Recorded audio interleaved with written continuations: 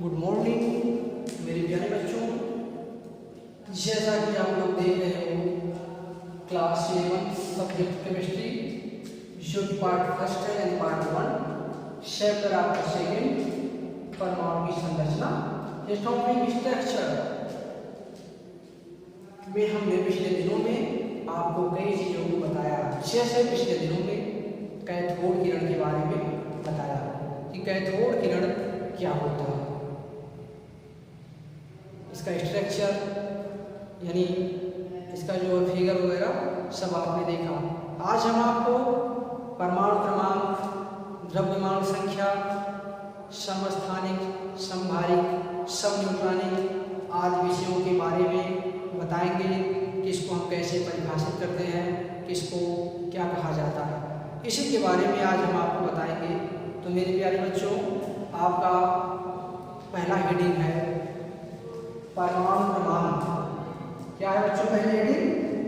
परमाणु क्रमांक। परमाणु क्रमांक को हम यूं कह सकते हैं यानी परमाणु क्रमांक एटॉमिक नंबर, किसी तत्व का परमाणु क्रमांक उसके तत्व के नाभिक में उपस्थित प्रोटॉनों की संख्या के बराबर होता है।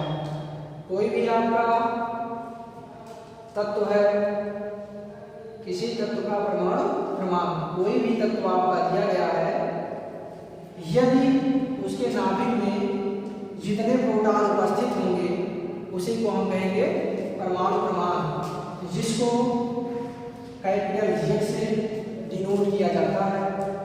यहाँ कहा गया है प्रोटॉनों की संख्या यानी Z इक्वल आपका हो जाएगा P।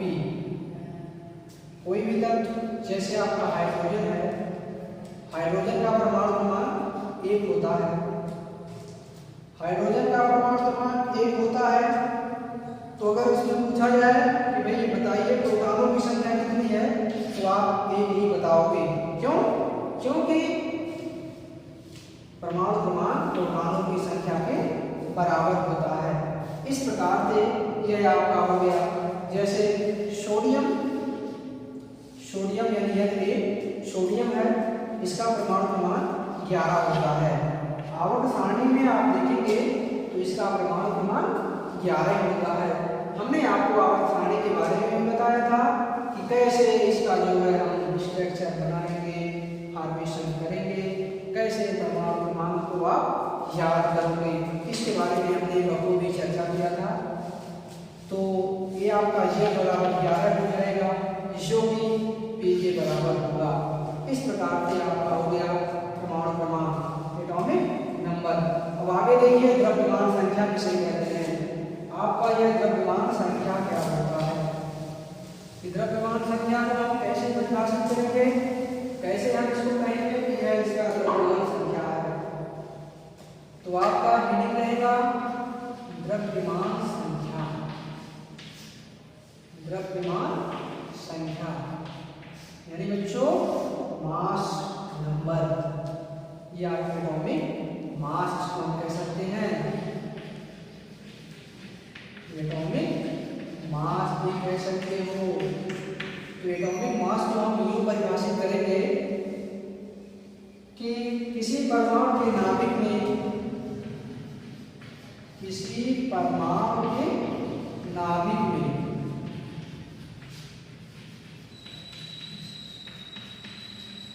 किसी परमाणु के नाभिक में स्थित, किसी परमाणु के नाभिक में स्थित प्रोटॉनों तथा न्यूट्रॉनों, प्रोटॉनों तथा न्यूट्रॉनों, प्रोटॉनों तथा न्यूट्रॉनों की संख्या के योग को, की संख्या के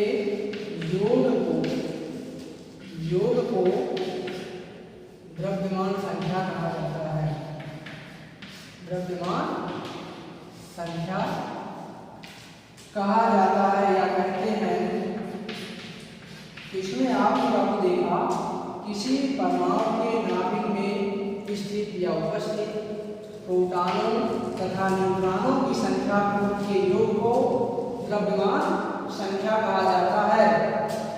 मेरे प्यारे बच्चों, द्रव्यमान संख्या को कैपिटल ए से डिनोट किया जाता है, कैपिटल ए से डिनोट किया जाता है। तो इसमें कहा गया है प्रोटॉनों की संख्या यानी P प्लस न्यूट्रॉनों की संख्या n। यदि हम ज्ञात कर लें तो आपका प्राप्त हो जाएगा द्रव्यमान संख्या यानी A is equal P plus n हो जाएगा। क्या हो जाएगा? A is equal P plus n हो जाएगा। इस प्रकार से आपका द्रव्यमान संख्या भी कंप्लीट हुआ। किसी भी तत्व का द्रव्यमान संख्या ज्ञात करने के लिए प्रोटॉनों की संख्या और न्यूट्रॉनों की संख्या को ऐड कर देंगे, सम कर देंगे, तो आपका हो जाएगा द्रव्यमान संख्या। इस प्रकार आपका द्रव्यमान संख्या भी कंप्लीट हुआ। आपका अगला है समस्थानिक। तो बच्चों आपका अगला है समस्थानिक। समस्थानिक क्या होते हैं उसी के बारे में हम बताएंगे। यानी समस्थानिक जिसको आप कहते हो समस्थानिक यानी आइसोटोप्स, इंग्लिश में हम इसको कहेंगे आइसोटोप्स। ये हो गया समस्थानिक। तो समस्थानिक को हम यूं परिभाषित कर सकते हैं कि समस्थानिक वे होते हैं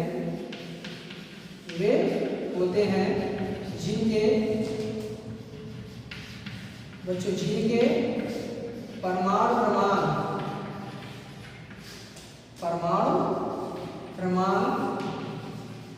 समान होते हैं यानी बराबर होते हैं, समान होते हैं, परंतु परमाणु प्रमाण समान, परंतु द्रव्यमान संख्या जो आपने अभी देखा, द्रव्यमान संख्या भिन्न भिन्न होते हैं,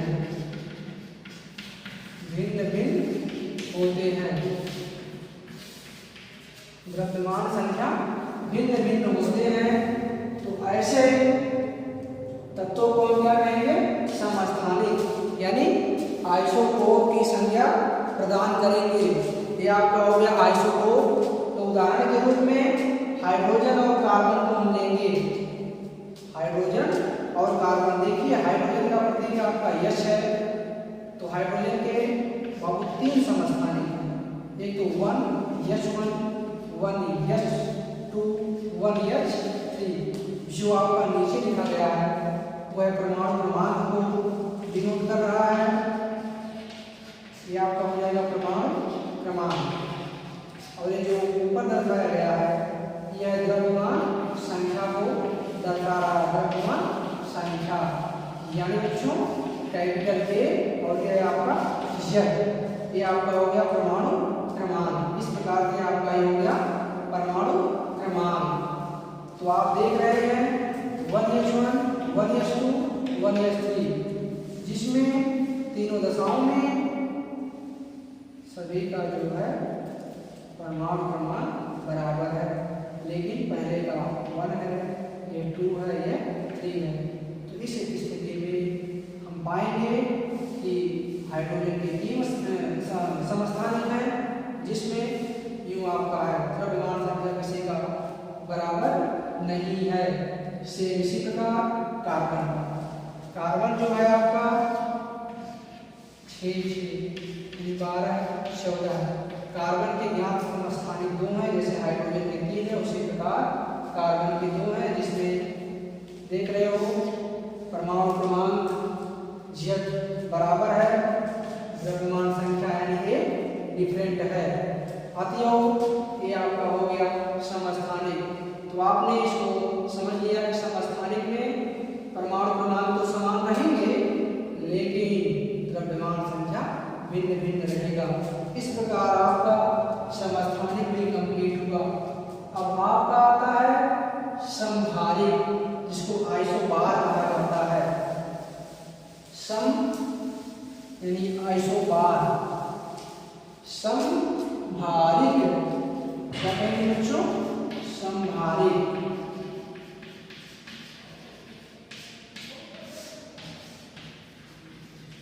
आइसोबार कहा जाता है। समभारित को हम यूं परिभाषित कर सकते हैं कि विभिन्न तत्वों के परमाणु जिनमें विभिन्न तत्वों के परमाणु जिनमें क्या लिखे बच्चों? विभिन्न तत्वों के परमाणु जिनमें द्रव्यमान संख्या तो समान होती है, द्रव्यमान संख्या तो समान होती है, द्रव्यमान संख्या तो समान होती है। इसमें बाबू द्रव्यमान संख्या तो समान होगा, लेकिन परमाणु प्रमाण भिन्न हो। लेकिन यहाँ पे लिख देते हैं, लेकिन परमाणु प्रमाण भिन्न हो,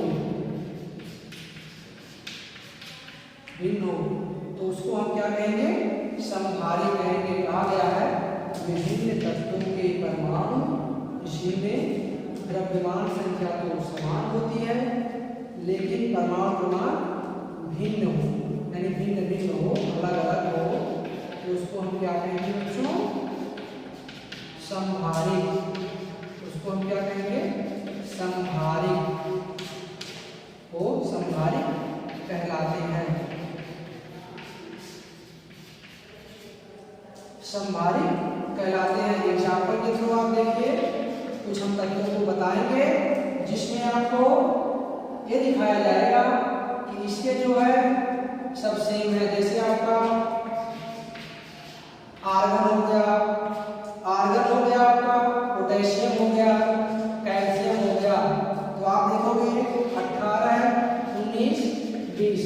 कहने का आशय यह है परमाणु क्रमांक तो भिन्न भिन्न, ये नीचे आप ये दर्शाया गया है, परमाणु क्रमांक आप देख रहे हो भिन्न भिन्न है, लेकिन जब इसका हम द्रव्यमान संख्या ज्ञात करेंगे तो इसका भी 20 होगा, इसका जो है 40 होगा।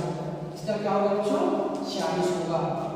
या आपका इसका भी 40 होगा, इसका भी 40, इसका भी 40। तो प्रत्येक दशाओं में आपने देखा Z जो है डिफरेंट है। ये आपका आर्गन, पोटेशियम, कैल्शियम, इसके जो है सभी चीजें डिफरेंट है। देखिए 18, 19, 20, लेकिन आप देख रहे हो ये तीनों आपके इक्वल हैं।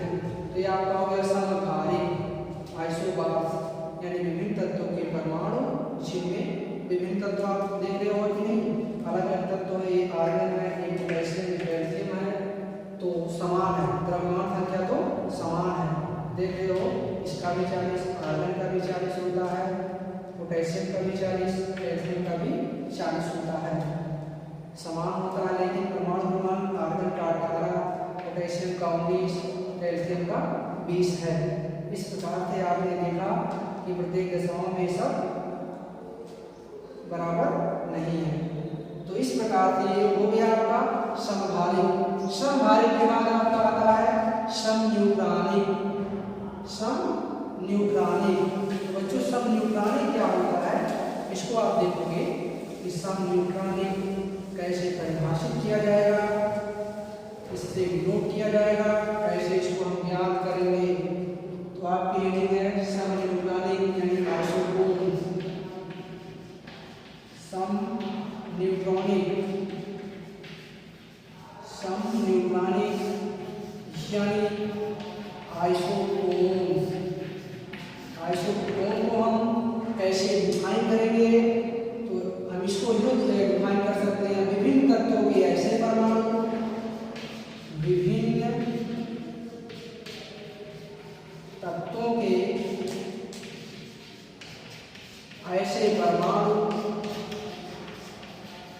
विभिन्न तत्वों के ऐसे परमाणु जिनमें न्यूट्रॉनों की संख्या समान होती है, जिनमें आप देखोगे जिनमें न्यूट्रॉनों की संख्या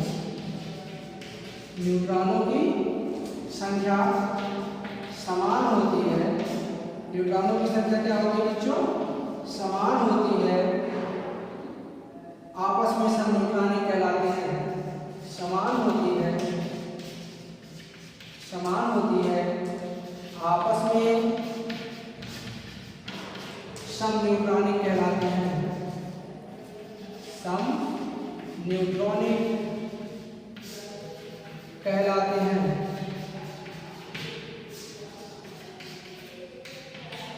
समन्यूट्रॉनिक कहलाते हैं।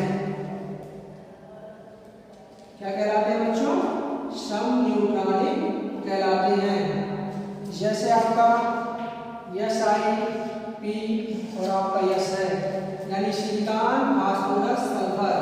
ये आपका है 14 है, 15 है, 16 है, 31, 31, 32। इसमें ये कहा गया है कि और आपका जो है यह होता है A-Z। समन्यूट्रॉनिक को ध्यान से समझिए, इसका आशय क्या है? समन्यूट्रॉनिक यानी न्यूट्रॉनों की संख्या क्या हो? सम हो, बराबर हो, इक्वल हो। आइसोटोन्स कहेंगे विभिन्न तत्वों के ऐसे परमाणु, विभिन्न तत्वों के ऐसे परमाणु जिनमें न्यूट्रॉनों की संख्या समान होती है, आपस में समन्यूट्रॉनिक कहलाते हैं। न्यूट्रॉन को बाबू A से डिनोट यानी M से डिनोट किया जाता है, और न्यूट्रॉन यानी N से डिनोट होता है A-Z। तो पहले हमने लिया सिलिकॉन, सेकेंड स्तर पे फास्फोरस, थर्ड पे जो है सल्फर। अब इसमें हम कंपेयर करेंगे।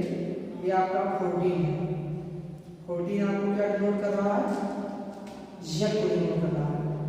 ये आपका जो नीचे जो है Z को दर्शाया जाता है ऊपर A को। कहने का मतलब यह परमाणु क्रमांक, यह परमाणु भार या मास डिनोट कर रहा है। तो यूं आपका हो गया। तो प्रत्येक दशाओं में यदि हम सिलिकॉन में न्यूट्रॉनों की संख्या ज्ञात करेंगे तो यह होगा A का वैल्यू 30 माइनस Z का वैल्यू होगा 14। जब सब्ट्रैक्ट करेंगे तो 16 पाएंगे। इस प्रकार से हमने देखा कि सिलिकॉन के पास न्यूट्रॉनों की संख्या 16 यानी 16 है।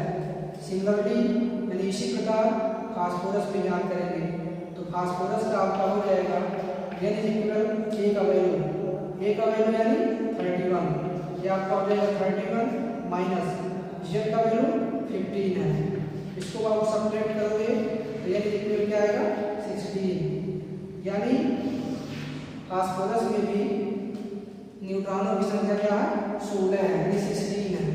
इसी प्रकार सल्फर का ज्ञात करेंगे तो सल्फर में अगर देखेंगे तो सल्फर के लिए यह आपका फार्मूला हमने बताया A-Z होता है। A का वैल्यू 32 है और Z का वैल्यू 16 है। सब्ट्रैक्ट करेंगे तो 16 ही आएगा। तो आपने देखा 3 पोजीशन हमने दिखाया, पहला जो है सिलिकॉन का, दूसरा फास्फोरस का, तीसरा सल्फर का। और प्रत्येक दशाओं में हमने देखा 16 यन का मान जो है इक्वल आ रहे हैं। तो हमने विभिन्न तत्वों की, ये तत्व आपके अलग अलग हैं लेकिन न्यूट्रॉनों की संख्या बराबर है। समन्यूट्रॉनिक आप हेडिंग से ही पता कर सकते हो, सम का मतलब बराबर, न्यूट्रॉनिक यानी न्यूट्रॉन क्या हो? बराबर हो। तो इसी को हम कहेंगे समन्यूट्रॉनिक, जो कि सिलिकॉन, फास्फोरस, सल्फर एक दूसरे के समन्यूट्रॉनिक है। इसको आप लिख लीजिए।